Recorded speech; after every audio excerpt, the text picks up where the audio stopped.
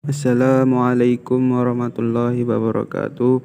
Di video kali ini kami akan mempresentasikan tentang mazhab al-tafsir periode pertengahan yang akan dibawakan oleh kelompok 6 yang terdiri dari Rahman Muzaki, Nabila Apriliani, dan Reni Familia. Untuk materi pertama akan dibawakan oleh saya sendiri. Yang pertama, di sini saya akan menjelaskan pengertian dan sejarah perkembangan tafsir era afirmatif dengan nalar ideologis. Tafsir era afirmatif yaitu tafsir yang ada pada masa pertengahan, sedangkan nalar ideologis yaitu aktivitas yang memungkinkan seseorang berpikir logis tentang kumpulan konsep bersistem yang dijadikan asas pendapat atau kejadian, yang memberikan arah dan tujuan untuk kelangsungan hidup. Era ini awalnya berawal dari ketidakpuasan terhadap model tafsir bil ma'tsur yang dipandang kurang memadai dan menafsirkan semua ayat-ayat Al-Quran. Hal yang demikian itu kemudian muncul tradisi yaitu tafsir bil ra'yi. Dengan adanya tradisi penafsiran tersebut, tafsir lebih didominasi oleh kepentingan politik, mazhab, dan ideologi keilmuan tertentu. Sebelum menafsirkan Al-Quran, seseorang sudah diselimuti jagat ideologi tertentu. Akibatnya, Al-Quran cenderung dipaksa menjadi objek kepentingan sesaat untuk membela kepentingan subjek atau penafsiran dan penguasa. Sehingga Al-Quran seringkali diperlakukan hanya sebagai legitimasi bagi kepentingan-kepentingan tertentu. Al-Farmawi membagi corak tafsir menjadi 7 corak tafsir. Yang pertama, tafsir bil ma'tsur merupakan corak tafsir atau jenis penafsiran yang muncul pertama kali dalam hasanah intelektual Islam. Yang kedua, tafsir bil ra'yi yang merupakan corak tafsir yang di dalam menjelaskan maknanya seorang mufasir hanya berpegang pada pemahaman sendiri dan istimbat yang didasarkan pada rasional semata. Yang ketiga, ada tafsir sufi.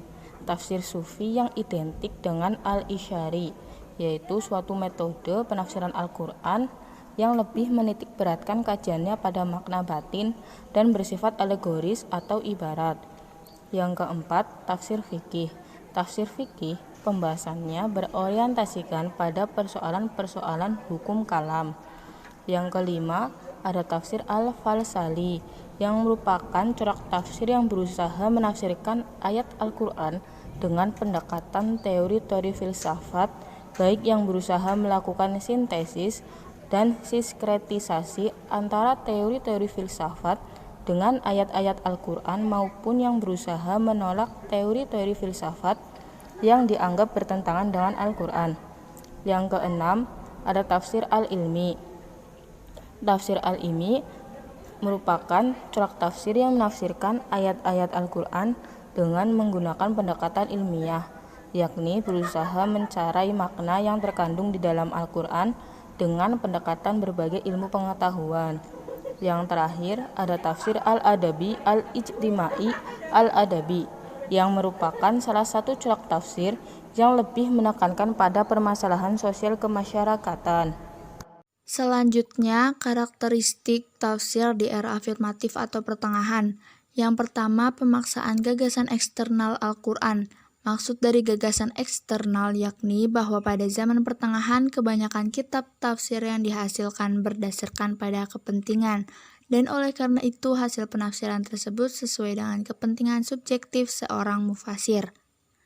Contoh dari karakteristiknya yakni dapat dilihat pada salah satu tafsir yang dikarang oleh ahli fikih yang bermadzhab Hanafi, Al-Jassos. Dia mengembangkan diskusi fikih mengenai perbedaan pendapat terkait harta temuan yakni dalam Quran Surat Yusuf ayat 26. Yang artinya, Yusuf berkata, dia menggodaku untuk menundukkan diriku kepadanya. Dan seorang saksi dari keluarga wanita itu memberikan kesaksiannya. Jika baju kaosnya koyak di muka, maka wanita itu benar dan Yusuf termasuk orang-orang yang berdusta. Ayat tersebut menceritakan pengalaman pribadi Nabi Yusuf dan tidak ada sangkut pautnya dengan harta rampasan, namun oleh Josos dijadikan sebagai legitimasi harta rampasan. Yang kedua yakni bersifat ideologis, maksudnya kecenderungan cara berpikir seorang mufasir yang berbasis pada ideologi madhab atau sekte keagamaan atau keilmuan tertentu dalam menafsiri Al-Quran.